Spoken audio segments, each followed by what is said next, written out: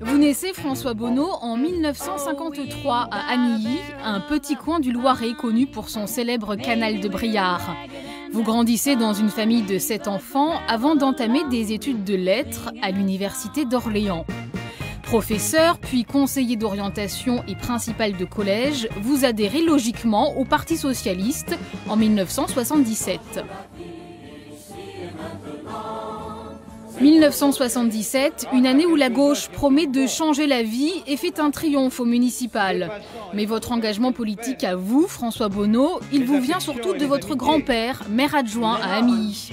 Dès 1983, vous siégez au conseil municipal de Montargis et lorsque les communistes s'emparent de la mairie 6 ans plus tard, vous devenez maire adjoint et vice-président de l'agglo. Et puis en 1997, ça y est, vous vous lancez.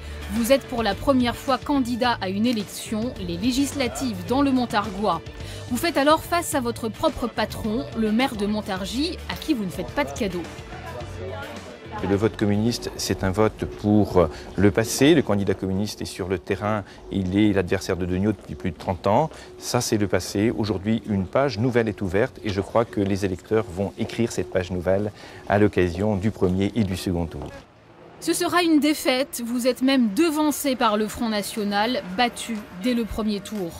Mais 10 ans plus tard, en 2007, vous voilà propulsé sur le devant de la scène. Vous devenez président du conseil régional.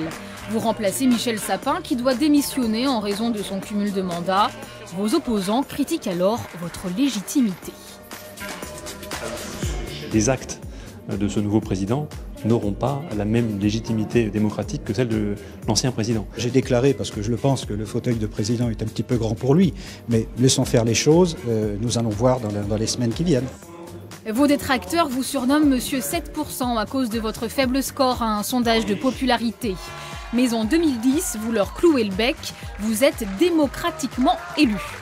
Il n'y a eu aucune surprise, c'est bien évidemment la tête de liste socialiste François Bonneau qui a obtenu la majorité des suffrages. Et puis en 2015, grosse frayeur, tous les sondages prédisent la bascule à droite de la région, la chronique de votre défaite annoncée. Au second tour, vous êtes confronté à une triangulaire avec le FN, triangulaire dont vous sortez finalement vainqueur. On ne donnait pourtant pas cher de votre peau, mais c'était sans compter vos 2 principales qualités, patience et endurance. Vous êtes, paraît-il, François Bonneau, un mordu de course à pied.